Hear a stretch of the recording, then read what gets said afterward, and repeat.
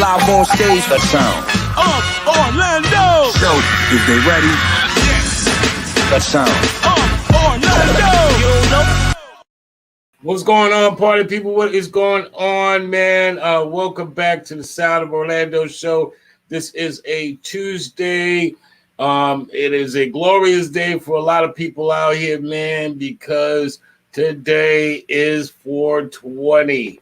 Okay, so if you know anything about 420, you know, make sure you're enjoying some of the festivities. It's a good day to be, you know, elevated. We just got some good news in right before the show came on, and it's just good news for the country, man. I know this don't solve a lot of issues, it don't solve a lot of problems, but it solves one problem. We can't always get the dollars. Sometimes we got to count our wealth through pennies, i.e. crypto, i.e. interest. Right now, we just calculating interest, and one killer cop off the streets is a beautiful thing. You know, there's probably going to be 1,000 memes for the next few weeks of him being walked out in handcuffs, going into, you know, the sunset, going off to jail, because that's where that man belongs. You can't just kill us without impunity. You know, when you're with impunity, you can't just murder us, you know, and think that at some point it's not going to, you know, the roosters ain't going to come home to roost. This is one of those moments, and I think we're better as a country that we got one less person out here who disregards our lives. And, you know, so kudos to that. It is 420. Make sure your mentality, make sure your mind frame is elevated. This is how we do great things in our lives. You know, if you don't keep your mind state elevated, man, you will always be in the middle. And we don't want that. We want everybody out here to be elevated, highly elevated. You know, so this is what we're doing, man. Welcome to the Sound of Orlando show. I want to thank everybody too, man, for supporting the movement, supporting the energy that's brewing in the city. I feel it. I know other people out here feel it too, man. There's something brewing, man. It's a beautiful time to celebrate as a community, as a city, that our artists, our people, our culture, our stories, you know, will be heard across the world. And this is what we're trying to do out here, man. Shout out to everybody that is copying the shirts. I made one of these, right? Just to see what it would look like in cherry. And, you know, I'm getting calls, oh man, why you gonna make the cherry, man? You know, I need a cherry now. So shout out to all my peoples, man, that are copying shirts all over the country, man. We're out in Colorado, we're out in, you know, New York, Indiana, California. I mean, it's just, I'm so honored that, you know, when we're talking about the Sound of Orlando show, it is actually starting to take, you know, it's starting to take heed for everyone that's either touched here for 10 minutes or been here all their lives. They know what time it is, man. Orlando is the move. If you don't know about Old Town Sound, you better ask somebody, man. So shout out to you.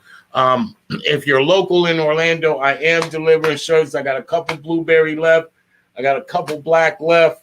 And so, yeah, you know, and I do deliver. I like to deliver the shirts to my peoples because we actually get to talk and conversate, man, and discuss all of this love that's going on in the city right now. So shouts out to that. Now, this next guest I got coming on. Oh, man.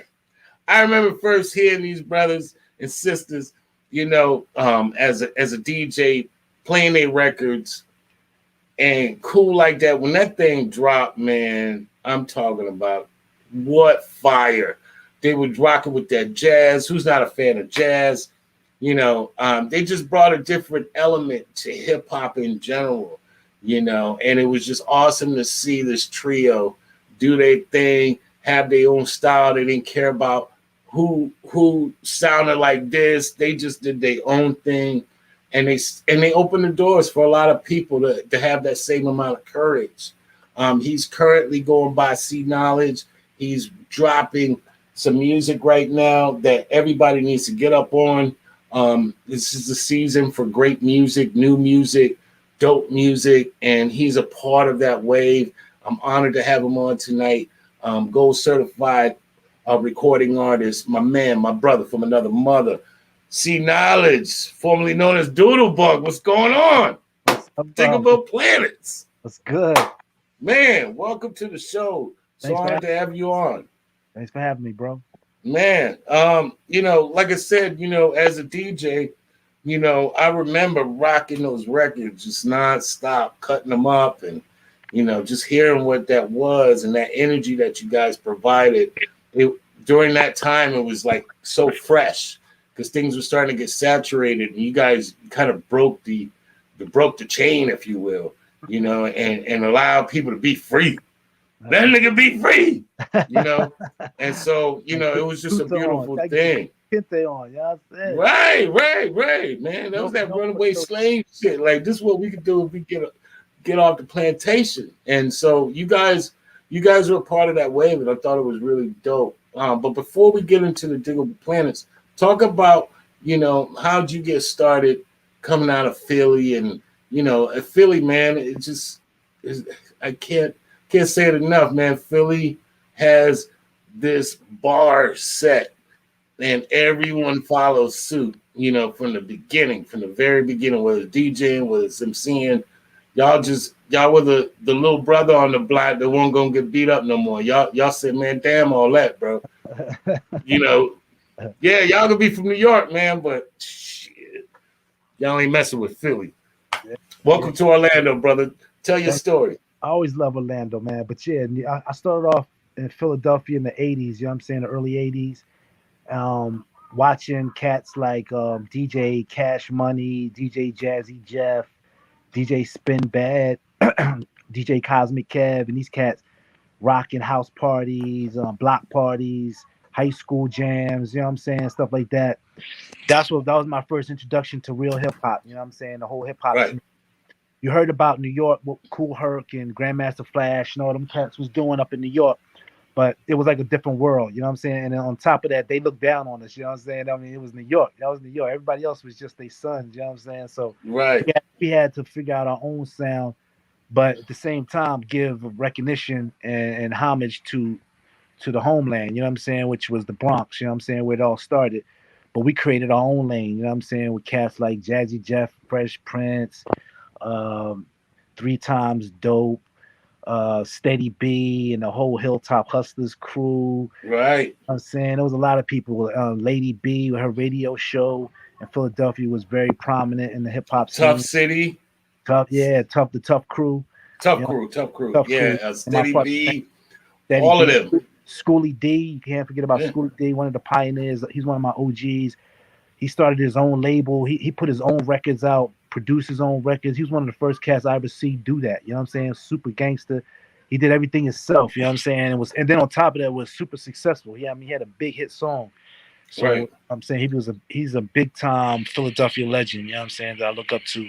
And these were the cats that set the bar for me. And shout out to Tap Money. Tap Money was on not too long ago. And exactly, DJ Tap Money. Grand Wizard KD. I went to high school with Grand Wizard KD, Steady B's DJ. Me and him went to high school together, and he was like, man, I used to think I was a DJ back in those days, He had to school me a few times, But I learned a lot from the cat, A lot of other cats, But I started off as a DJ. I became got more serious with the rapping part of the rap career when I got into college. Met this other cat from Philly named DJ Trouble Trev, he was incredible, man. I was like, yo, this dude is nice. I decided to become one of his MCs, and give him shine when he was doing his thing, and that's when I started really seriously getting into writing story rhymes and putting together like call and response type joints, to get the crowd going, Right.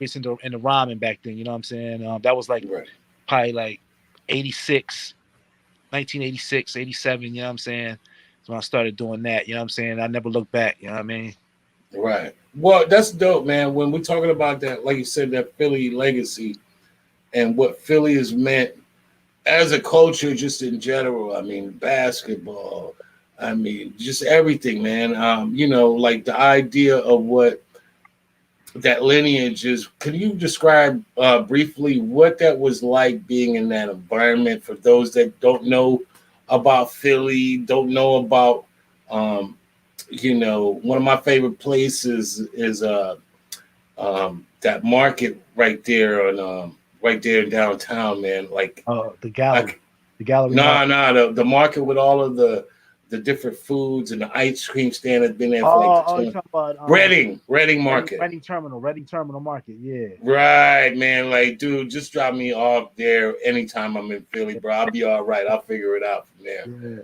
That used to One be of my favorite places. when I was growing up, that was a big train station.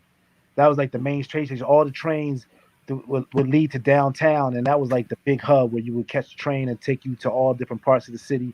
And then eventually the that system started falling apart. You know what I'm saying? It went down, and the building was just empty for a long, long time. And then like maybe I don't know. I don't remember exactly when they reopened it up. Maybe 10, 20 years ago. But they reopened it up and they started those restaurants and all those shops in there. And it's really dope. It's Yeah, that's all awesome, man. food, man, all types of little stores you can go in and buy things. You know what I'm saying? All types of trinkets, and the food Right. is incredible, man.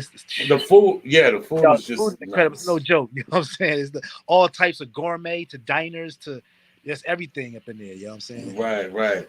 And then, just Philly people in general, they move different up there. It's like, you know, um, it feels like New York. I like to cater to like when the divider is Richmond. Once you start getting into DC, Baltimore, it start getting a little more East Coast. But then when you get to Philly, it's like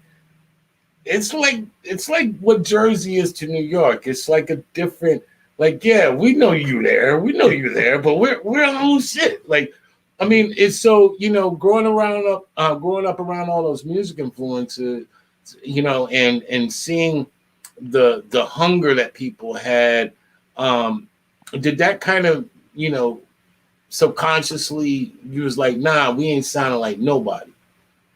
Oh, no doubt. Plus, the era. It was Right. more era than it was the city. I mean, of course, Philadelphia was about that. You know what I'm saying? But it was all because we grew up in an era where you know what I'm saying. It wasn't about biters was no, it was no fuego, man. No bueno, man. It was no good, man. You know what I'm saying? Right. If you bit somebody's style back in the day, people would come. I mean, it would turn into like physical altercations. You know what I'm saying? People would run up on Right. stage and fight you. You know what I'm saying? You would get really fought. You know what I'm saying? It was all about original. Because I mean, people would clown you hard if you sounded like somebody else, if you stole somebody's rhyme, anything like that. So because of that, you know what I'm saying? I grew up because of that era I grew up in. It was prominent. It was just the thing to be yourself, man. You know what I'm saying? Just Right. to be the best you can be. You know what I'm saying? I mean, people will accept you for you. You know what I'm saying? And so yeah, I grew up in an era where you just had to be yourself and just trying to find your own lane. Because if you didn't, people would clown you, man. And, wasn't having that. You know what I'm saying? So What a beautiful time in hip hop history. was it? Take a look at that, brother. Was it? Yes. Was it? And I talk about Everybody, you did all different types of things. It was like you had party rap, you had gangster rap, you had conscious rap, and it all was playing, and it would play all on the same radio stations. You know what I'm saying? Nowadays, you know what I'm saying? You got certain stations will only play like mainstream radio, mainstream rap, or gangster rap, or whatever type of rap, or certain type of rap. Where you know what I'm saying? You can even go to a party and they would play all types of music. You would have everything from fucking Blondie to Grandmaster Flash and Furious Five. You know what I'm saying? man, All, brother. you know what I'm saying? I talk about that with a lot of people, and the idea of how did it get like that? Like how did it get to the point in which everything is so separated? Like salt doesn't go by itself. Pepper doesn't go by itself. Like you need, sugar doesn't technically go by itself neither. You still need salt to taste it. Like, how did the music get like that where it's so compartmentalized that it just seems like everything's out of pocket? Everything's out of context. Man, I don't really have the answer, but in my humble opinion, I would say once the major industry, the music industry, got involved with rap music and the hip hop culture, you know what I'm saying? It's all about to them. They put it into different categories because that was their only way of being able to interpret it. They interpret it in terms of marketing. You know what I'm saying? They Right. had to figure out different marketing schemes, ways to, you know what I'm saying, generate income. You know what I'm saying? So they figured out, you know what I'm saying? Like they always do, divide and conquer. You know what I'm saying? They Well, did, it's definitely division. yeah, they Uh, did culture. You know what I'm saying? This is conscious rap. This is blah blah blah blah rap. They put it into these little divisions where when I was growing up, we didn't even call it like that. It was just rap. You know what I'm it saying? was just hip It was hop, hip man. hop. Like, You know what dude, I'm saying? It like, was just hip hop. And this dude did this dude or this sister did their rap or did their music the way they did it, and you like right, accepted or you didn't. But it wasn't like, oh, that's gangster rap, or that's backpackers, or that's that emo rap, or that's that. Nah, it was just rap music. You know what I'm saying? It was either real, right. wasn't real, and cats just did what they did. You know what I'm saying? I loved growing up when the streets had our language, right? And it seems like and maybe it's just me. It seems like, to your point, the corporate entities, the people with the money, decided to take it in and then feed it out a certain way, and then tell us what to call it. And it's like that's fucking weird as hell. Like that shit is like so mind blowing. Like really, like how are you? It's like It's like robbing me and then selling it back to me, And and I like it. the weirdest part though is that we accepted it. Like we accepted it. Like Right, yo, they did that. They exactly that's exactly what they did, and we accepted it. And now you got people warring each other over the demarcations that they created within our culture. You know what I'm saying? right. Because we didn't start out with that. We didn't say. I mean, it's. I remember the changing of the names when shit started getting like stupid, right? And so I remember like the it was late '80s going into the '90s, and like groups like at PMD was saying like, you know, you the crossover and we the hardcore rap, right? Like I remember that introduction of hardcore rap, and that was at the time, there was the separation from like bubblegum rap, like the pop stuff and the stuff that was getting out of hand. But then, and I think we lived with that.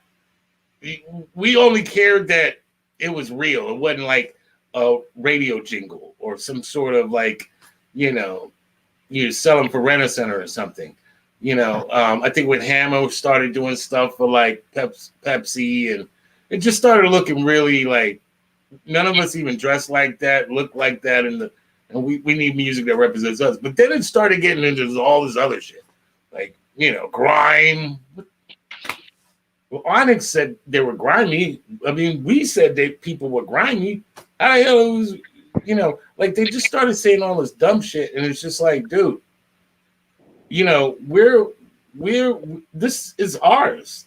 Like you don't have to tell us what this is to us, because you got people from down south that was listening to Luke, that was listening to Poison Clan, listening to Public Enemy, listening to MC Breed, listening to, Schoolie D, and listening to all this shit and never had any, it was all the same to them. It was It's all the hip same. hop. I was growing up. I had in my collection. I had records from MC Shy D. Yes. I loved MC Shy D. Shy D was the truth. The beats and that it was crazy. It was because back then we danced and those beats was dance beats. You know what I'm saying? You throw the Yes. club and you start dancing like I loved MC Shy D and all that type of stuff from back in the Uncle Luke. We listened to all that back in the day, man. You know what I'm Yeah, saying? man. West Coast King T, all that the freestyle fellowship.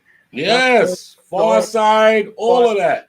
Cliffy. Ghetto Boys. Ghetto Boys, all that, man. We listened to all that, man. It was the industry that really divided. You know what I'm saying? I mean, we played a part in that, of course. I'm not naive to it.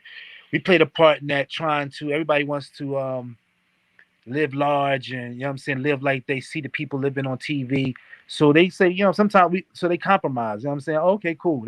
That's how they do it. So I'm gonna do it like that so I can get it. You know what I'm saying? But I don't know, man. I think at some point we compromised too much and it took over.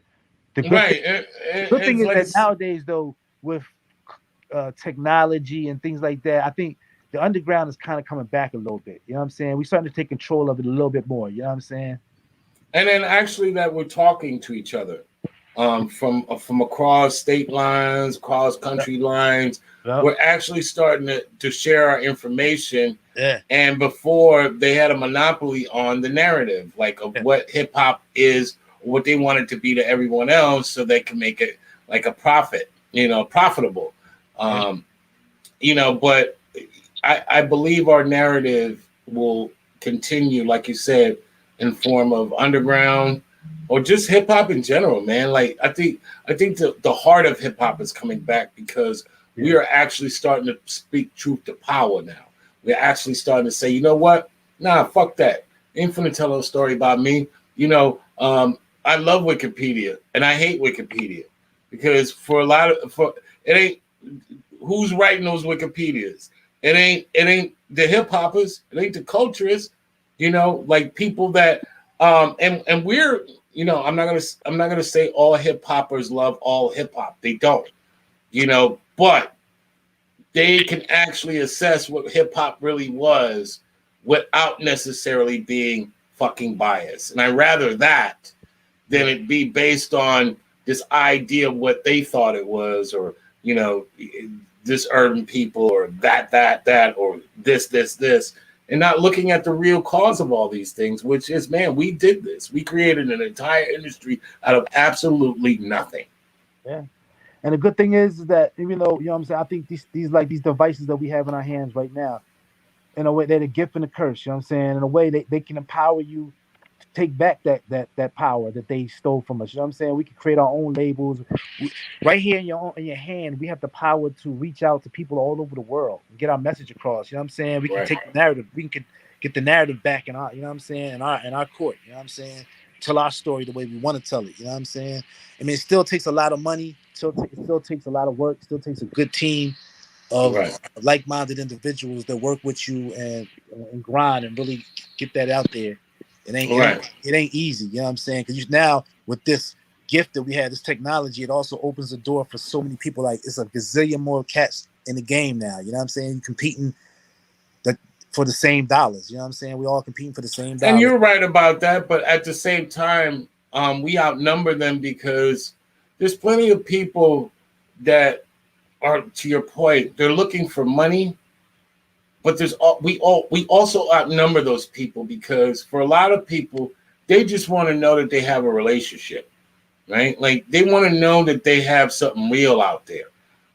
That's what this technology allows because how many before all of this shit, which we had the pleasure of growing up in, we shit we thought it was just our block, just our neighborhood. Like I don't live there. I don't have no interest there. Like and now we can actually peer in to a lot of different parts of the world and feel like we have a vested interest in the well-being of our people, and carrying these conversations and elevating them to a point where, okay, all right, so I got my mans out in, Maryland, I got my mans out in California. We put all these brains together, man, we might build Voltron on your ass. But that's what wasn't happening when we were coming up. Yeah, that's true. You either had to be there or you weren't, nothing happened. Yeah. But talk about, the beginnings of how you were led to Digable Planets. And did you guys know that that's what you were going to do when you guys started? Nah, no, not really. I mean, at the time, I was in a group called the Dread Poor Society, based out of Philadelphia. It was me, my man Jay Truth, my man Bun, and I met this cat Ishmael. You know what I'm saying? At different parties. You know what I'm saying? We were on both college age. We was always on the college party scene from New York to DC and all points in between. You know what I'm saying? Wherever there was a good party, we was there. You know what I'm saying? I would see him Right.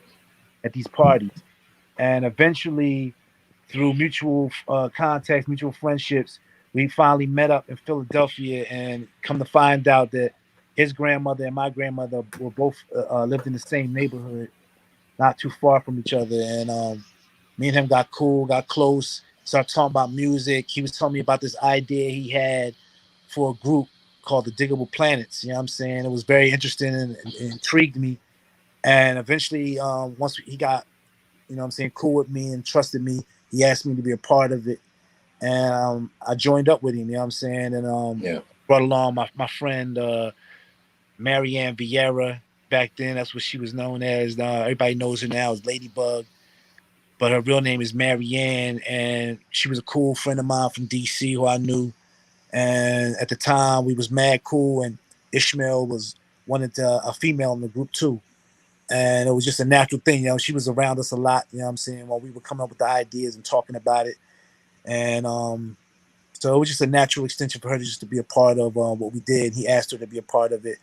And that was it. You know what I'm saying? And from then on, we just moved and we followed that concept that he created. And eventually we were signed by a upstart label in New York called Pendulum Records that was started by a brother named Ruben Rodriguez. They signed us and was it 92 or 91? And then in the summer of 92, we went to New Jersey and started recording our album the summer of 92. And then that fall, we released the first single. Wow. And did you know that was the single? Because you hear it from a lot of groups and a lot of people. Normally it's the last track they do. Normally it's they know it going in, or they made like 30 tracks and that's the one that stands out. Which one was this one? It wasn't our first choice for the single. It wasn't our first choice. Our first choice was a song called Brown Baby Funk, which actually never even made it to the album because we couldn't clear the sample. And so we went back to the drawing board, and then everybody at the label was like, yo, we love this Rebirth the Slick song, you know what I'm saying? This could be a cool joint, you know what I'm saying? It's getting good feedback. And we were with it too. We was like, yeah, that's pretty dope. But we never knew that it was gonna be like the single, you know what I'm saying? Like that. I never knew that, you know what I'm saying? I'm thinking and you hear it all the time.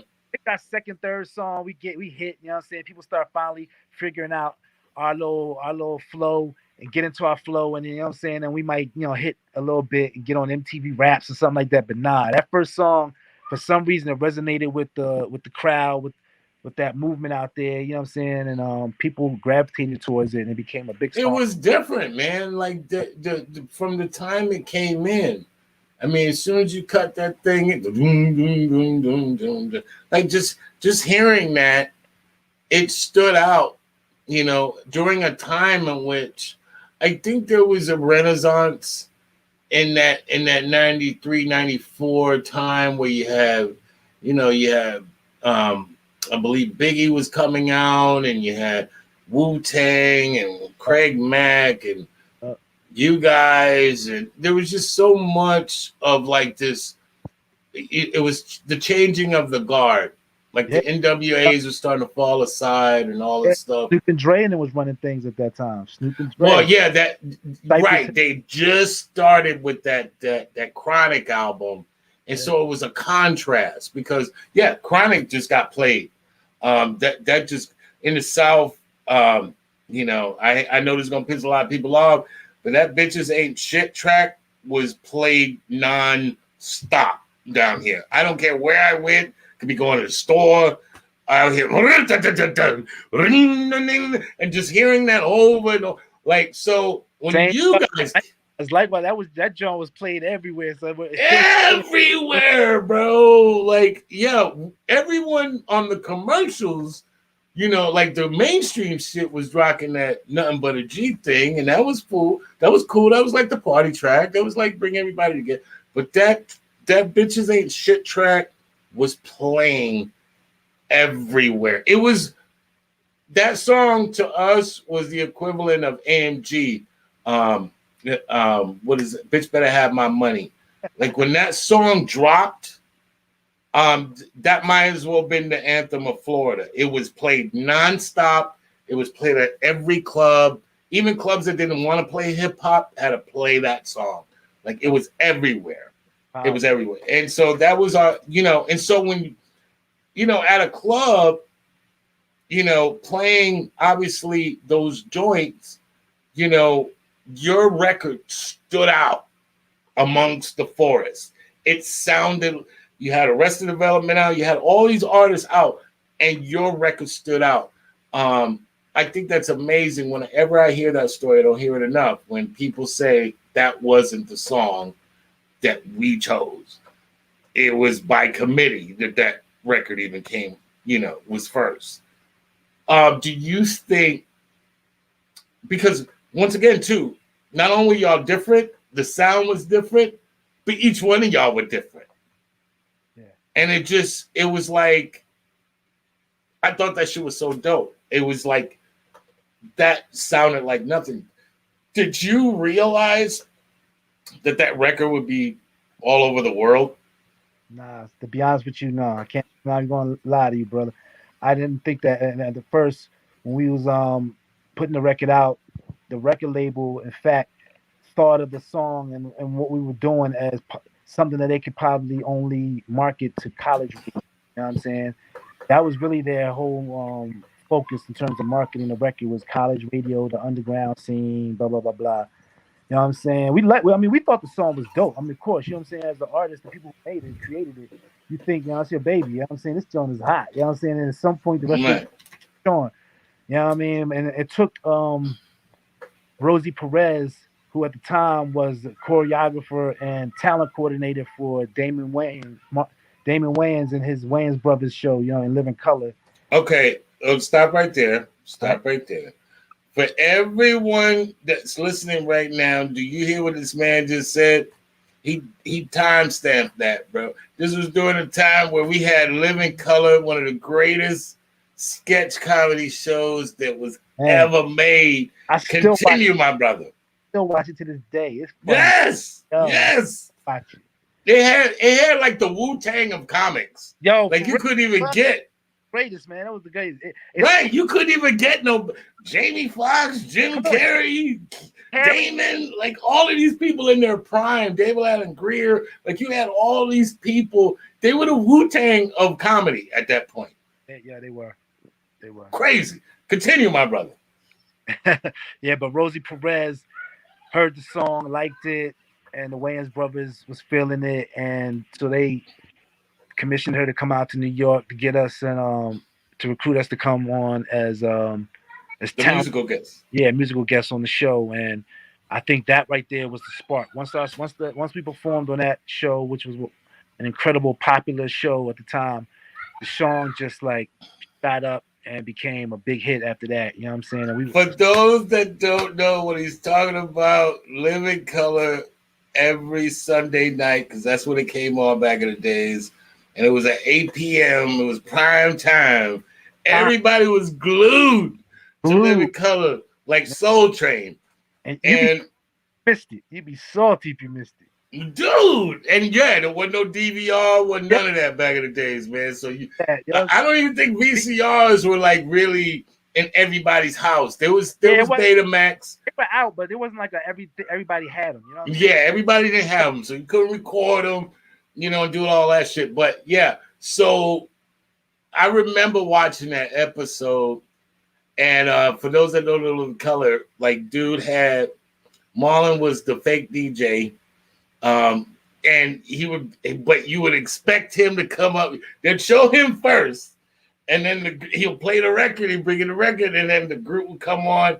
And dude, y'all tore that thing up, and then didn't y'all have, was J-Lo dancing at that time? Yep, J-Lo was there. Y'all had all of them dancing. Yep. In their prime. Like, what was that like being in Hollywood that way? Man, that was crazy. I mean, it's mad fun. I got crazy stories, crazy experiences. Had a lot of fun back in those days. You know what I'm saying? Man, when that song dropped too, it gave highlight to how important women are to hip hop. Working with Ladybug Mecca was similar to kind of what the Fugees put together. And what was dope about it, yeah, y'all both were trios, but y'all sounded totally different. Yeah. And that was amazing within itself. Because back in the Motown days, you would have these trios And they would, it was the Supremes or the Marvelettes. They would all kind of similarly sound alike in a lot of ways. But y'all, subconsciously, y'all made that work. And what was Ladybug Mecca for you guys? Because I know for us, hearing her voice for the first time, hearing her rhyme the way she did, she's still one of the nastiest MCs, female MCs to ever grace a mic. But talk to Orlando right now and tell us, what was that like working with her? Man, it's amazing, man. She's an incredible talent. Quiet. She's very quiet. You know what I'm saying, to herself, but she speaks loud like a lioness. You know what I'm saying, when she gets on that mic. You know what I'm saying. Sometimes when she writes, I'll be like, when she says her rhymes, I'll be like, damn, I didn't know you was thinking that. Like she keeps it so close to, you know what I'm saying, close to the sleeve. You know what I'm saying. And you don't see it until she like lets it out on stage or on the mic. Other than that, she keeps it mad cool, calm, collected, and she just does her thing. But she's very talented, smart, great mother, good friend, and you know what I'm saying. She's an incredible poet. You know what I'm saying? Yeah, incredible poet. I know great, mad dudes. Great flow too. She has an incredible flow. Yeah, I know mad dudes that would have gave up several wives to just be just in the room with that woman while she just rap to them. Like she just had that, similar to Lauren. Like just the idea of a woman being nice, unapologetically nice, can think, can move on her feet, is comfortable in her own skin. She was so secure in her ability in flowing. It never seemed staged when she stepped on the mic. It seemed like we got her whole character, and I only kin that to Lauren, because Lauren was one of the few people that was able to kind of, for our generation, be able to kind of get that entire picture. Like, here it is. I don't care whether you like it or you don't. This is who I am. And I ain't going to look like everybody else. It ain't going to sound like everybody else. And I thought that was it's still to this day so important for hip hop when you hear artists that, artists like her, for example. She is just completely amazing. Filipino, black, but she steps on that mic and she is just a problem. She's from Brazil. She's from Brazil? She's Brazilian, not Filipino. Not Filipino. You're right. Stand corrected. Brazilian. But she is, man, the truth. When she gets on that mic, dog, it's like, I've heard her rhyme, I've heard her poetry, I've heard her singing. I mean, and the fact that guys could be comfortable with women being that strong around them, I think is a beautiful thing for hip hop. Did that resonate with a lot of, as you guys dropped that first single, did that resonate with everyone, that you guys represented kind of like the idea of what unity is supposed to be like? I don't think we thought of it in that terms so conscious. And I think it was the natural thing. You know what I'm saying? It was just, we were friends. We hung together. We did our music. It just seemed natural. You know what I'm saying? I don't think we thought of it as something different or something extra. We respected her because she was deserving of respect. You know what I'm saying?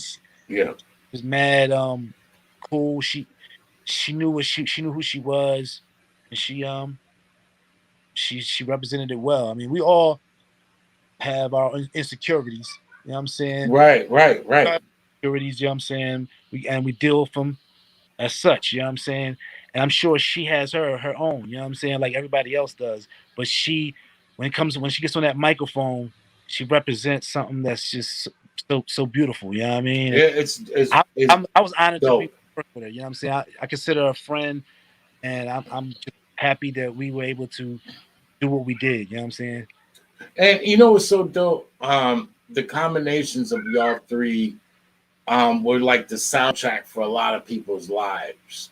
Because there were people that weren't listening to Snoop Dogg or listening to, maybe, at the time there was all kinds of different stuff going on. There was the Brand Nubian, there was, the Ghetto Boys, they ball and MJG. There was, there were people, there was contrast of colors.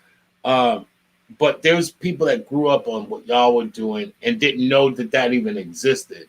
Y'all brought a new kind of color to it, if you will. Were y'all a fan of jazz? Who did the production and how did that come into play? The production was done mainly by Brother Butterfly. He did all the production especially on the first album, and most of it on the second album. Mecca, Ladybug, and I contributed on the second album a lot more on the production. You know what I'm saying? And but we all grew up around parents who loved good music, all types of music, from jazz, rhythm and blues music, soul, rock and roll. You know what I'm saying? There was all types of music playing in my house, and it was similar for my brethren and sister and Ladybug and Butter. You know what I'm saying? Yeah. I mean, Ladybug also comes from a different angle where she got, you know what I'm saying, the Brazilian and the samba roots. You know what I'm saying, that her family immersed her in. You know what I'm saying, along with the jazz, hip hop, and and other sounds of music. Ishmael's father was heavily influenced by the jazz culture. You know what I'm saying? That was his thing. You know what I'm saying? And he shared that with his son. You know what I'm saying? And Ishmael became very deeply involved in it. You know what I'm saying? And it shows in the music. You know what I'm saying? His production style. You know what I'm saying? Yeah. Well, and speaking of production style, you go from the first album, and like most artists, especially during that time, like everything is kind of, can you follow up with a second album? And most people stress those things. Most artists, because they're worried about how the public's going to receive them if they change up, if they do anything different. Public Enemy notoriously is one of the greatest examples of what you do when you switch things up on a second album. They went from, Bum Rush the Show, which was just a noise-a-thon, and like Chucky D like battling everybody in the city, to It Takes a Nation of Millions to Hold Us Back. You guys went from that first album to Blowout Comb.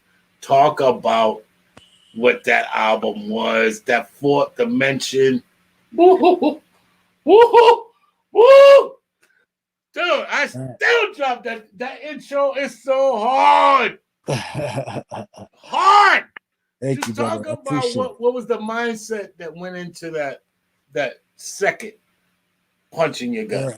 That second album was a product of the experiences we went through after the success of the first album. You know what I'm saying? I mean, these were things that we were always thinking about. You know what I'm saying? Self-empowerment, community, building up the community activism, Right. Black power. You know what I'm saying? Things like that. Police brutality. These were all issues that we were dealing with our entire life. You know what I'm saying? But on the second album, the success of that first album empowered us and emboldened us to just do what we wanted to do. The label wanted us to go back and bring them some more Cool Like That hits. You know what I'm saying? Right. And I'm not opposed to that. But at the same time, as 20-year-olds back in those days, young, rebellious artists, we want to do something new. All right, we did that already. We want to move to the next. Let's move on to the next. You know what I'm saying? This is where we at right now. This is our mind state. You know what I'm saying? And we want to express it. And luckily we had management, Miss Brenda Dash at the time, who fought for us at the label to allow us to do what we wanted to do. You know what I'm saying? And she kept us on the road and kept us away from the label so they couldn't get up in our ears and allow us and try to manipulate us into doing what they wanted. She kept us on the road, kept us in the mind state of just being musicians and artists, and she fought for us on that corporate side. You know what I'm saying? And eventually, the label caved in and allowed us to produce Blowout Cone. Because I mean, if it wasn't for that, Blowout Cone wouldn't have came out. I'm sure they would want us to do a Reaching Part 2. You know what I'm saying? Which is nothing wrong, because to me, Reaching was a very revolutionary album in itself. You know what I'm saying? Just in a Yeah. different way. But Blowout Cone was a little bit more aggressive. You know what I'm saying? It was like almost like Reaching was like Bruce Banner, and Blowout Cone was the Hulk. You know what I'm saying? Yeah. It was so Brooklyn, man. It was so Brooklyn. That sound, it just sounded like it. Nothing sounded like that. The music selection was amazing. The lyrical delivery, the conceptualness of it, it it talked about different stuff. It was just a well put together engine. Thank you. That to this day, I think you cut it on, it's gonna rock. It's gonna ride another 100,000 miles. You know, what was the point in which you felt like, okay, we did all of this. Now it's time for us to do our own thing. What talk about that moment, and of everybody kind of going on their own kind of journeys after that. Yeah, I mean, it wasn't like we sat down and was like, yeah, all right, cool. We did our thing. We made enough money. We sold enough records. All right, let's go. Let's just go off and do our own thing now. It wasn't like that. It wasn't that easy. You know what I'm saying? It wasn't that contrived. You know what I'm saying? It was more Yeah. just tensions between the group started bubbling up for various reasons, and being 20-year-olds, immature, not having the proper tools to deal with those emotional situations that we were in at the time, and because of that, it imploded, and we dealt with it like any normal people would deal with it. We went into our own little cocoons and broke away. Had to go off and just do our own thing for a minute. You know what I'm saying? You I wish we guys could were have done. I wish we could have done it a different way, but it wasn't.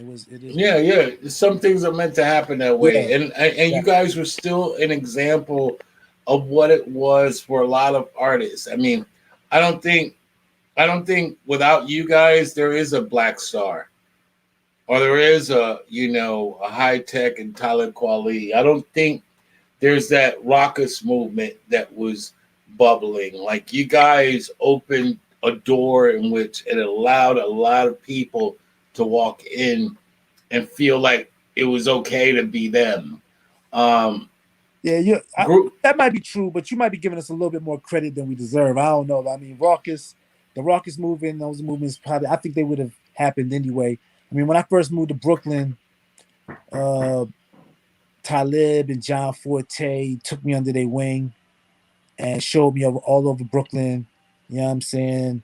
Was my homies. You know what I'm saying? And they really, you know what I'm saying, was my ambassadors to the Brooklyn scene when I moved there from Philly, and helped me get acquainted to the borough, to the party scene in New York. You know what I'm saying? To the hip hop but scene. you guys took it from it being a kind of literally fringe thing to, okay, it's all right to be this way.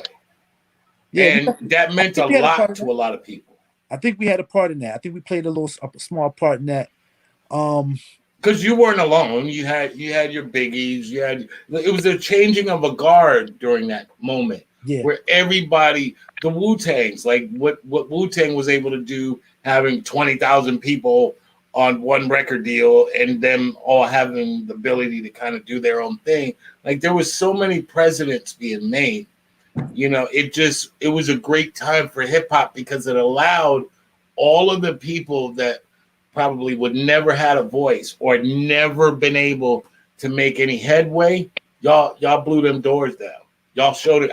Y'all showed the world how a different approach can actually do something during a time in which, like we were talking about earlier, the point was to get as much gangster rap, get as much all of this other stuff on the radio. You guys still carved out a space for you guys and showed others how to do it. yeah. I mean, I hope we did. I mean, so you always got to pay it forward, because there were groups that did that same thing for us. You know what I'm saying? That Right. knocked doors down, that allowed it, um, the environment to be amenable to a group like Digable Planets to thrive. You know what I'm saying? Right. My man Strange Flow, he's asking, still speak to the group? Oh hell yeah! I mean, that's my family. I was just on the phone with Butterfly today. Um, I haven't talked to Ladybug in a little while, but I'm gonna see all of them in a few weeks. We're doing a live stream concert together May 15th Dope. in Seattle. It's going to be a thing called Sessions Live, sessionslive.com/Digable Planets, May 15th. I think You it's hear at that, Strange Flow? 9 p.m. on the East Coast, 6 o'clock on the West Coast. We're going to do a live stream concert. And you know what I'm saying? Hopefully it'll be the start of a whole bunch of different stuff for us. You know what I'm saying? But I definitely talk to the rest of the group.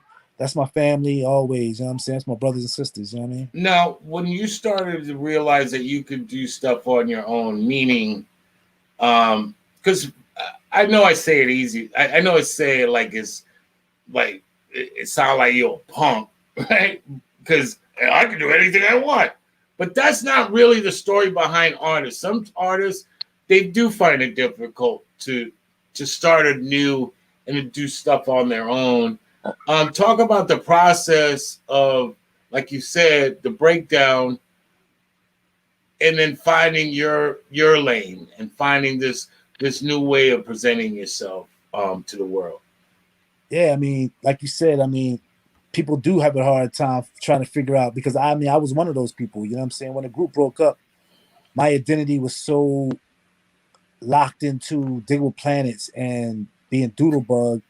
I didn't know what, you know what I'm saying? I had no idea what to do after the group broke up. You know what I'm saying? I Right. left Brooklyn, went back to Philadelphia to my hometown, was there for a minute, just kind of like hanging out, seeing old friends, trying to figure out.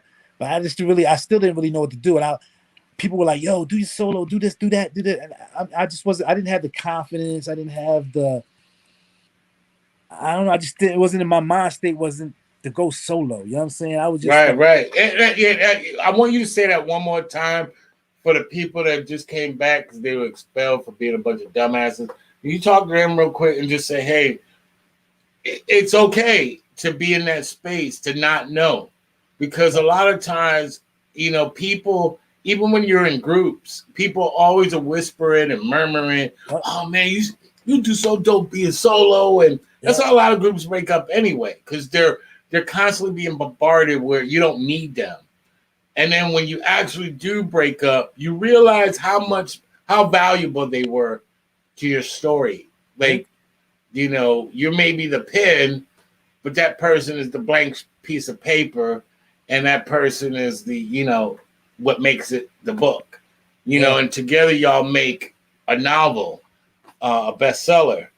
But and there ain't nothing wrong with that. nah, ain't nothing wrong with that. I mean, it took me a while to get my confidence back and try to figure out what I wanted to do. I mean, it took my brother Michael Hughes, who was a seasoned musician down in Washington D.C. He's passed now. May he rest in peace. Man, But sorry. that brother called me up and was like, "Yo, come down to DC, work with me. I got a studio here in DC, and I need you to help me develop new artists and things like that." You know what I'm saying? And really, that was what saved me and got in terms of as a musician. You know what I'm saying? Because I was kind of drowning. I didn't know what to do, getting all these different suggestions, but I wasn't really sure. You know what I'm saying? What I could do. You know what I'm saying? I knew what I could do as Doodlebug from Digable Planets, but I never had any success as just me by myself. And it was, you know what I'm saying? It's a shark tank out there. I wasn't sure what to do. I got with my man Mike Hughes in DC, Ernie Dozier and them cats in Washington, DC, and stayed in the studio. And that time working with them, I regained my confidence. I started, you know what I'm saying, working with other artists in DC, helping them to develop their careers and their demos helped me develop my confidence again, try to figure out exactly what I wanted to do. And eventually I was like, yo, I need to do this. And And I would stay in the studio after people would leave, and I'd be there all night and just start working on ideas. And eventually, I came up with this idea to start this thing called the Cosmic Funk Orchestra, CFO. And so dope. I did. I didn't have a band or anything, so I just would use whenever I sampled music or I made music or anything. I just considered all the instruments that were playing in the band. They was my orchestra. You know what I'm saying? And Right, my right. and my voice and the voices that I put on there and the sounds that I put on there were other instruments that helped layer the whole orchestration. You know what I'm saying? So that's Dope, yeah. man. And I want to testify to what you just said. Like I want to testify to that. My man, shout out to my man, Mr. Major. I left to Kansas City in 2007 from Orlando, and me and my man's was in a group for most of our lives and shit. That's all I know. And he's telling me this story about how hard it was for him to, be able to talk and do what that next step in what you exactly described, like being able to kind of picture that. And it took him a while, but let me tell you something, man. That man done found his voice. He's Southern rock artist, and it's crazy, to think how interconnected the universe allows us to be, and we don't even know it. Like you Sure just do. told his story and you ain't even know it. Like that's what makes everything that we're doing with this show, man, work, because we're listening to real people in real time talk about real things. And he also said the show that y'all did at the Riot Fest in Chicago was the shit. Yeah, that was a good show. That was a dope show. I remember that show. That was a Yeah. few years ago. Shout out Mr. Major. That's my brother. What up, Mr. Major? Yeah. Chicago, what's good? Yeah, but like you said, bro, a lot of people out here don't realize with everything there's a process. Not everything just fits. And you should never give up. You should never be like, okay, well, because this is no longer working, I can no longer work. Like you just figure out different ways to kind of reinvent yourself. That's what you did. And now you got this new project out. Talk about that and talk about what the idea and kind of the energy that you're putting into this particular thing you got going on. Yeah, this album was a year in the making. Spent most of the pandemic putting this thing together. You know what I'm saying? I mean, the pandemic. If it wasn't for the pandemic, this album probably wouldn't even have came out because prior to the pandemic, I was touring with Digable Planets. You know what I'm saying? We were constantly touring. I was doing a lot of other projects that I'm working on. And so me doing music solo wise wasn't even on my mind right now. You know what I'm saying? I mean, I Yeah, had beats. I had beats I play with. I always mess with beats here and there on my garage band or on my little drum machines and stuff like that. You know what I'm saying? Sequencers and stuff like that.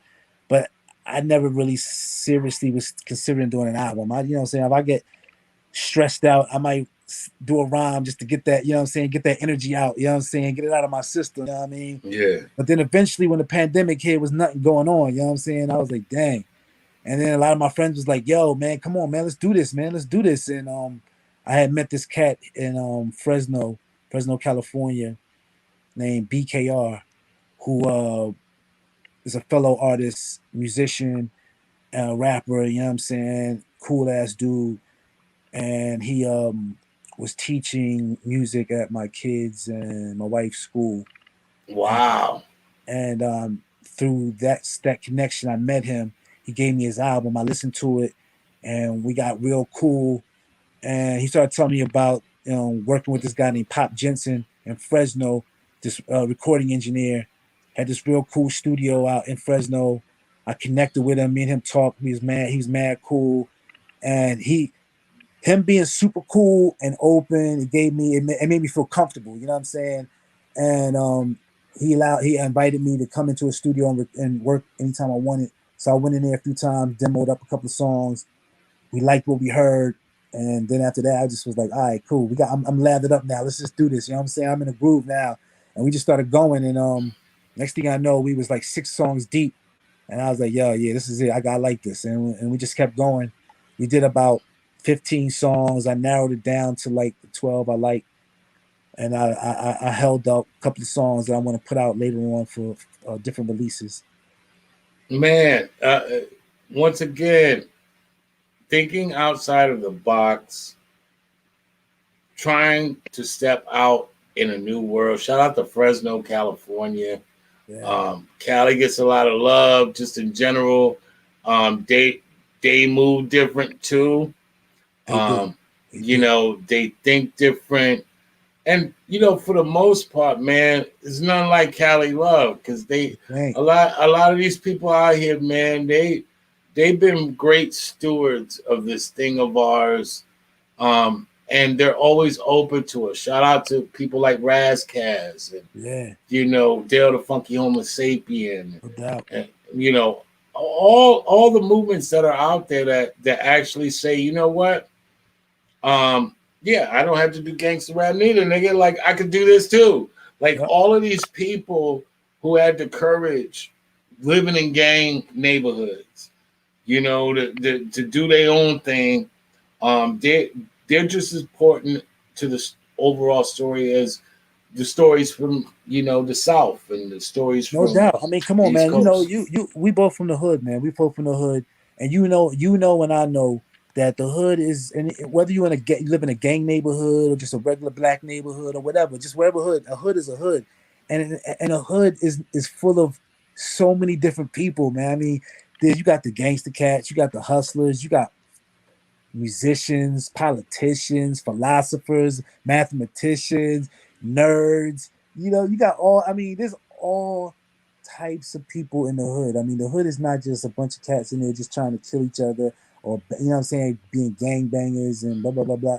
You know what I'm saying? So Absolutely not. you got, Absolutely not. You're right. Absolutely not. But it's the 8 million, it's perception 8 million is stories. It's 8 million stories. I know what the perception is. I know what the you mean. I know what you perception mean. is that it is easier to go with the majority sometimes, not realizing how hard or difficult or what kind of courage it requires for Yeah. you to go Dare to be outside of different the box, and dare to be different. No doubt. right? And, Just be yourself. be yourself, represent it, um, and think differently. Like, we gloss over that, but the value in that, man, is just it's uncanny, bro. Like most people we would want to be that way, but they're just as susceptible to the creatives. Like, normal people have difficulties understanding to get outside the box. And No if they doubt. do, it is a reaction of what they notice that they're living in. For creatives, their only temptation a lot of times is money. The more desperate an artist becomes, the more they start to compromise their values. At least that's what they're betting on. And for a lot of artists that say, you know what, bump all that. I'd rather be broke and have a whole lot of respect. Shout out to OC. Like that lyric always comes in my head. I'd rather be broke and have a whole lot of respect. It's the principle of it. Like No you doubt. should have uh That's the street code right there. Right there. OC said it best. You know what I'm saying? That's right. exactly how it is. Because if you don't have the passion for this, man, I mean, we was doing this for years and making no money, man. Making no money. It wasn't about the money, man. I mean, if the money came, that's cool. But it was about the love, you know what I'm saying? The passion, you know what I'm saying? What hip hop did for you, you know what I'm saying? The fact of being able, it's self-expression, you know what I'm saying? That freedom is important, man. Right. It's And important. and the inventor normally doesn't get the spoils of the one who buys the idea. Like history is a provider of that information. A lot of our inventors never realized the benefits that the inventor was. We invented the street Yeah. light. We invented a lot of these things, That's true, and and and we it's America, but we can't accept that no more, man. We can't accept that no more. We got that to part. can't accept. And what to your point, what you're saying is in order to know the true value of money, you have to know the true value of love, because there's some money that you have to be willing to walk away from No doubt, because you're more valuable, no and doubt. sometimes in order to know the true value of what love is, sometimes you do have to say, okay, well, boom, let me put away my pride for a minute, because this can actually help people I ain't never even met yet. So all of these things have to be decided or figured out on some levels. But man, you guys have been an example for a lot of artists out here, man. And yeah, it does sound like a lot. Um, I know I speak for my city down in Florida. You know, like it was everything. I I know DJs that played your shit. I, even if I wanted to ignore all of your shit, I would have heard it because it was that powerful and it was that much of a contrast. To the white, there was that black. Power. Right. Power, brother. Power. Yes. It was everything, man. And you guys were the soundtrack of the South. You know, you guys were the soundtrack of Orlando. You guys made an imprint down here. You opened up doors that, you'll never realize in your lifetime, and that's a beautiful thing. Um, but it's my job, like others, to give you your flowers while you're alive, and you know, and speaking upon that, talk about how how has all this death affected you? What was Corona like for you in 2020? And talk about what it is right now, moving forward in this new year, um, that it inspires you to do now and would be reflective of now. Talk about that. I mean, man, the Corona was crazy. I'm saying in terms of just shutting the whole world down for a minute. You know what I'm saying? That was crazy. The whole music industry was shut down for the most part, especially live shows. So that affected us a big time. Um, I didn't have a lot of personal tragedy in terms of the coronavirus. I mean, right now, currently, a friend of mine that I went to college with, Eric Powell, is currently on a ventilator. You know what I'm saying, because of COVID-19. He's fighting for his life. So you know what I'm saying. My thoughts is with him and his family right there on that. So You and already know, man. but other than that, you know what I'm saying. And right now, in fact, today I was just got the news today that one of my longtime buddies and one of my bandmates from CFO Reality, my man Reality, was murdered last night in Philadelphia. So I've been Wow.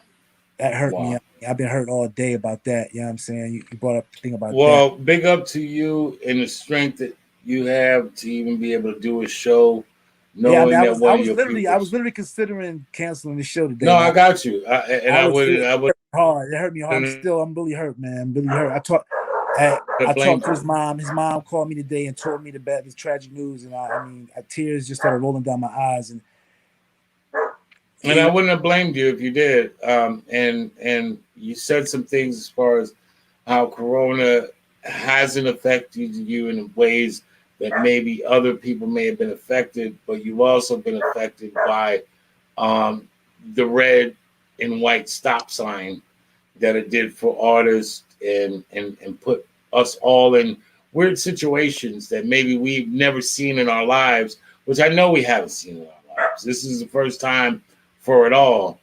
And just to add on to that real quick, do you feel this is a time for us as a community, not only hip hop community, as a people community, but just as humanity is concerned?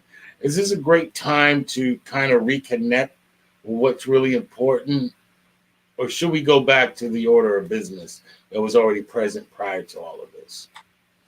I mean, I don't think there's going to be. It's going to be very hard to go back to normal business. I mean, we're gonna we right now. The thing is that we stumbling now is because we're trying to find a new normal. You know what I'm saying? We're gonna find our new normal within the parameters of this reality that we're living in, based on what's happened because of COVID-19 and what's going on socially and in our society in terms of racial tensions and things like that. You know what I'm saying? So I mean, I don't know. We got to figure out this new normal. You know what I'm saying? I'm not sure what Right. it is yet. I'm still trying to figure it out myself, man. You know what I'm saying? Like I said, I'm still shaken by my brother Reality's death today, and just I mean, so much crazy stuff in this world going on now, man. You know what I'm saying? We just gotta like try to figure out who we are, who we want to be, and I put up a try to post. spread love, man. You know what I'm saying? Yeah, That's key, man. I put up a post today, um, and it was basically saying they need the National Guard for us. That tells us how powerful we are. Um, for a lot of people out here, our unity, our numbers are shocking, even for a person of color like myself. When we realize the numbers, and numbers have their place, right? Like numbers are dope when they favor you, and when they don't, it sucks. But like the universe, there's more planets than stars, and that's unbelievable. How many stars there are, but there's more planets than stars. And when you realize the number, you realize your value or your purpose. Do you think we're at that moment that we start to realize and recognize our our value? Is this a renaissance? Is this the age of Aquarius where we kind of get to that point where we're finally at a place where we can view ourselves as not outnumbered because we spent most of our lives living that way. We're outnumbered by the police. We're outnumbered by these people. We're outnumbered by these people. And at the same time, a lot of that's been an absolute lie. Yeah, I We're don't. not outnumbered. Yeah, Those that love, those that have empathy, those that forgive, those that are creatives, that are meant to serve the planet, meant to serve the people, to give. We outnumber the ones that are the takers. They don't forgive. They hate. We outnumbered. yeah, but the ones who take seem to be louder. They just seem to be louder and more present. Like the ones who aren't, the ones you're talking about, are very quiet and laid back. You know what I'm saying? We don't make as much noise as the other ones do, because I don't know. When you look around, man, I don't know, man. I guess you just gotta find your own little tribe, your little circle. You know what I'm saying, of like-minded individuals, and build each other up, man, and do what you can. I mean, that's all you can do. I mean, because I, I don't know what it would take, or if there's ever even a possibility of us all thinking the same. And we're all sentient beings, man. We all, you know what I'm saying? We're all sentient beings with different ideas. Well, I know it isn't a point to think the same because that's impossible. But to actually have a vested interest, Yeah, well, you gotta, sometimes the hardest thing to really, how many times I like lost something and I made it harder than it was because I looked everywhere else other than where the simple answer was, right? Like the millennials, and shout out to all my young people out here tuning in, but my millennials, they're right on the money with some shit. Not all shit, but they're on the money with some shit. And their philosophy is, you had one job to do. We were told we had to do multiple jobs. Do you think there's a point in which we as people can simplify the math, break a 4 down into a 2, a 2 down into a 1, and say you had one job to do? Because maybe sometimes it is that simple, and maybe we make it harder than it has to be. Not all the time does it mean I got to get rid of all my friends, but sometimes maybe you have to leave most of your friends to do what you need to do. Maybe your job requires you to go to the other level, your purpose, to not have all your comforts around you. Sometimes there is suffering out of it. Sometimes you are the lesson. Do you think we could get to a point where we could be okay with that and not always seek money as our way of validation to say that we are a success? Maybe the success is teaching your kids or my kids. I mean, like, I don't know. I can't speak for everybody. I can only speak for myself, man. I don't know. I mean, Yeah, that's why I'm asking you, it brother. sounds good. That sounds Yeah, good. that's why But I'm asking I you. don't. If you're asking me honestly, I don't think we're gonna all come to that conclusion no time soon. I mean, we gotta figure it out individually. You know what I'm saying, and get our circles of like-minded individuals together and build it up, and And I hopefully, think, and hopefully between that, if each one of us do that and it spreads, you know what I'm saying, like on that each one teach one and those spreads slowly, maybe. But I don't know. Damn man,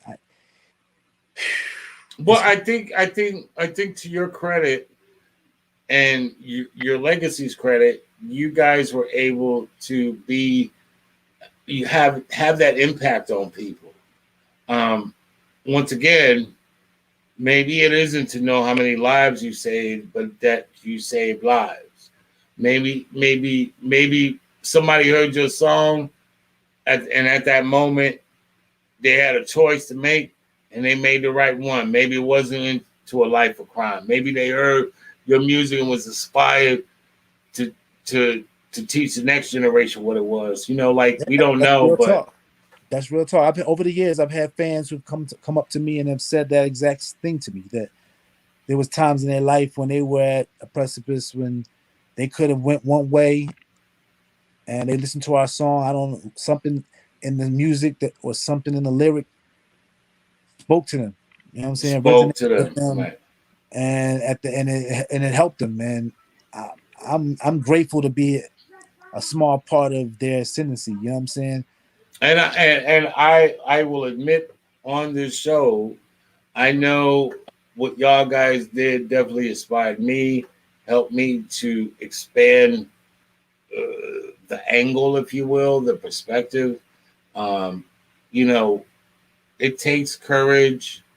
It takes people with vision. It takes people with this drive that even sometimes they don't realize they even have to do the things that you guys did and to make an impact on the world as you did. And I know Orlando thanks you, man, because like I said, bro, we dug what you did out there, I man. appreciate it, man. I love Orlando, man. It's a beautiful city. You know what I'm saying? I've been there a few times. Love it. You know what I'm saying? I can't wait to be able to get back down there and do a show. You know what I'm saying? Man, we can't wait for you to do that too, Oh bro. man, can't wait. Looking The forward city's gonna give you a virtual hug, bro. to it. Talk about where they can find your music and anything you got coming up right now in 2021. Give the listeners an idea of it. All right, well, 2021, and if you interested in any of the sounds that I'm working on, my music is available exclusively on my Bandcamp page, ceknowledgepresents.bandcamp.com. That's CEEKNOWLEDGE presents.bandcamp.com. You can also find me on, Spotify, Apple Music, you know what I'm saying, Tidal and all that. And on YouTube, if you're on YouTube, search Doodlebug TV. You can find all our latest videos and interviews and stuff like that. And Digable Planets is also on there too. You know what I'm saying? If you're interested, Digable Planets is on Instagram at Planets Digable. We on Twitter as at Digable Planets. And we have an official website, the official digableplanets.com will be launched in the next month or two. We'll give everybody some updates soon. You know what I'm saying? And like I said earlier, May 15th, Digable Planets will be doing a live concert virtually. Sessionslive.com/Digable Planets. You can get your tickets now. They're selling tickets. You can also get merch, Digable Planets t-shirts, hats, all that. You can get wax, CDs, and they got bundle packs. So hopefully we'll see y'all May 15th on sessionslive.com/Digable Planets. Hopefully we'll see y'all live at one of these little venues once these COVID restrictions starts going down and the country starts getting a little bit more vaccinated or whatever the case may be. You know what I'm saying? We can get back to some type of normalcy, man. You know what I'm Well, saying? I know I speak for the city of Orlando, man. We welcome you here, brother. And Thank you, bro. anytime you down, come check us, man. We Appreciate it. support y'all movement. We support y'all energy. Please go to his website. Um, please support the brother. He's done great things in his life, and he continues to reinvent himself, man. Go out and support that brother, man. One last question before we end the show. If you have one thing to say, not only to our city, but abroad, what would that be and why? Man, spread love, man. I mean, in these days and times, man, we got to start looking past all the bullshit, you know what I'm saying? And start looking deep into our hearts, man. Start, you know what I'm saying? Start looking at the humanity of our fellow planetary citizens, you know what I'm saying? You know what I'm saying? We all 6 degrees of separation, man. At some point, man, we all gotta work together, man, to make this a better place. You know what I'm saying? The only way we're gonna be able to do that is if we respect each other as human beings. You know what I'm saying? And start spreading love, man. You know what I'm saying? Everything else will fall into place, man. We just gotta spread love, man. Stop all this bullshit. Stop all this violence, this black on black violence, this freaking racial tensions, all that, man. Because in the end, really, man, we fighting against each other's own interests, man. You know what I'm saying? Blacks and women, poor black people, poor white people should be fighting to get together against these corporate interests that are really our enemies. You know what I'm saying? I mean, these people And we got the numbers. do So not want to back give to the you, don't want numbers. to raise the minimum wage, don't want to pay you, you know what I'm saying? Don't want to take care of you, don't want to have these police be accountable for their actions, and you know, it's just crazy shit like that, man. If we stuck together, we could actually get some things I things don't done. know if I don't know if it's the idea of stucking or sticking, because I don't know if that ever existed. Because the machine works 24 hours. Humans don't. The robot moves 24 hours a day. Humans don't. Um, I don't know if that's ever been, but I do know that we have an obligation to not allow our pride, our pain, and our willingness to give up, ignore the power that we all have as a collective, as a unit, as this culture is, as our people is, as our presence is. You know, one thing that I got to learn as a man, and the power of what a father is. A father may not speak in certain situations. A father may show. A father may not show and may speak. But one thing that is constant is the presence. And as long as we can maintain those presence, being present, then we have a fighting chance. And right now, it is about the elimination of us. How can we murder each other? How can law enforcement murder us? How can the government or whatever the fuck is going on, whether it's the food, whether it's the water, whatever it is. I think it goes back to, man. We just gotta. It goes back to what I said. We gotta respect each other's humanity, man. And Right, I'm not under any illusion that we ever was stuck together at any time in the history of mankind on, you know what I'm saying, on this planet. You know what I'm saying, this universe, whatever. But right. I do feel like if we looked at each other and respected each other's humanity, that, you know what I'm saying, you ain't gotta agree. We don't have to agree all the time about certain That part, things. But what we do need to do is respect each other's humanity and right. And that's the one more. thing that binds us. The one Yeah, thing that we can understand from one another. The love, right? Like most humans want to be loved. Love is not science. There's no science to love. Like there's no like love is not 2 plus 2. That that doesn't make sense. It's an impossibility, but love is what the sun is to us, what the universe is to us. It's beyond our own understanding. Sometimes it requires more from you than it requires from that person, but it's dope.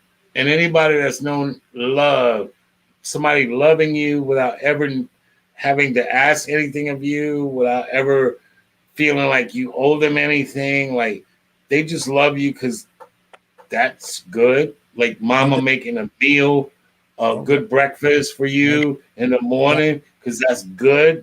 Like that's love. That's Like love, man. Love is love, and I think, like I said, that's why spreading love is the key. That's why that's the important message I want to give to people, because we got to a point where society is so desensitized to violence and to other human beings not meaning things, almost like a video game. People feel like they can just do whatever they want and they gonna get another man or something. You know what I'm saying? You gonna get your next man. Nah, it don't work like that. Like, Nah, you know what I'm man. saying? And people Nah. don't, and until people start realizing that we all need some love, because when you don't have love in your life, that's when the problems with those people that That's go out where the commit problems violence begin. is because there is a vacuum. There's a love vacuum in their life. There's no love in their life. When there's no love in your life, you've not experienced love. You don't get it reciprocated to you. You get cold and you become, you know what I'm saying, cold blooded, and you don't care. Cold-blooded, man. And You know, that's where creatives find their most calling. Because as a creative, sometimes you try to make things. But you as a creative, you could testify to that. Some of the dopest shit probably you ever made in your life was things that you ain't had to make. It just came to you. And you were just a vessel of it. You just allowed it to be. And you didn't get in the way of it. You didn't say, nah, that ain't good enough. You yeah. just let it be. Go with the flow, baby. Got to go with the flow. Right. And creatives, have to live with that every day. It's not an answer. It's it's a life. It's like every day you get up and you got to remind yourself, hey, I can't get in my way. Sometimes things are sent to you because you were supposed to do it. Sometimes things are sent to you because you're just supposed to be the messenger of this particular product or this particular thing, and be okay with that. And we just got to find a space in which we can allow each other to be not only the creative, but the fan. Like, there's nothing wrong with the fan. There's nothing wrong with somebody, spending a lot of their life, to support what we do. Like you said, 2020, not only artists can get to perform, but there's a lot of people that needed those artists to perform, and they couldn't see them. They couldn't hear them. They couldn't get their lives saved. They couldn't have one more opportunity to feel like, okay, it's all right, and not listen to the voices in their head. We're medicine. We are the bartenders. We're the fucking people that are the psychologists for a lot of people. The artists are sent to serve our people out here, and sometimes we don't get rewarded what we should be rewarded, but that's fair too, because for all the lives that we save and all the people that we inspire, if you get to live another day to do what you did, I think that's a beautiful thing. Shouts out to you, brother. Shouts out to you too, brother. I know we all in this together. Like I said, Orlando loves you. We support you. Anytime you down, come check the Sound of Orlando. We support what you're doing out here, man. Shout out to MJ for making this work. One of the hardest girls working in the business. MJ, and then, man, just keep in touch, bro. No doubt. You too. It don't have to be a one-time thing. You're always welcome on the show. We support what you're doing, man, and we need more. We need to scale this, and we need to continue the communication, because this is what they didn't want. They didn't want us communicating. Yeah. They didn't give a fuck about us reading. They just didn't want us to communicate what we read. And so we're reading and we're communicating. This season is ours for the taking, if we're willing. Right. I like that attitude. You know what I'm saying? So, man, shouts out to you, man. We love you. Give it up. Peace. For the man, the myth, the legend, part of the trio that changed hip hop as we know it. My man, Doodlebug, man, we love you. AKA C Knowledge, man. Always welcome on the show, brother. We love you. Thank you, brother. Be safe. Orlando, I love y'all. Peace. Man, you see what we doing out here? We talking to our people. Shout out to my man Comatose. Shout out to my man Strange Flow. Shout out to my brother from another mother, Mr. Major. You already know. Shout out to my man Jesse James. I just want to say one thing before we get out of here, and it's just an acknowledgement of the moment, just so it doesn't be, swept under the rug. Today wasn't the end all be all victories, but that wasn't what it's supposed to be. For all you motherfuckers out there to have no clue what faith is and what the idea of believing is, because y'all deal in facts and everything's got to add up. Well, there was that moment. The one damn time that we needed a victory, it was today. And that man, he got guilty on every charge. Now, that may not be guilty on every other charge, but that's not what this moment is about. Nobody gives a shit about what it's supposed to be forever, because we need right now. And right now, that man was guilty on every charge. Celebrate that. Know that. Deal with that. Be that. And just take this moment for what that is, man. It's just what we need right now. We need to know that a mustard seed of hope is everything. So shout out to my peoples that tuned in tonight. Don't get caught up in the numbers, because I'm not. I'm here. I'm talking about my city because I love my city and I rep my city and I am my city. This is where I was built. This is what I came to do. This is all I know. And I appreciate everybody that's coming on this damn show. We love y'all. This is about our city, the sound of Orlando show. You better motherfucking recognize. Tell them people there, we ain't playing around, bro. We got this. Live on stage, the sound. Orlando. So, is they ready? Yes. The sound.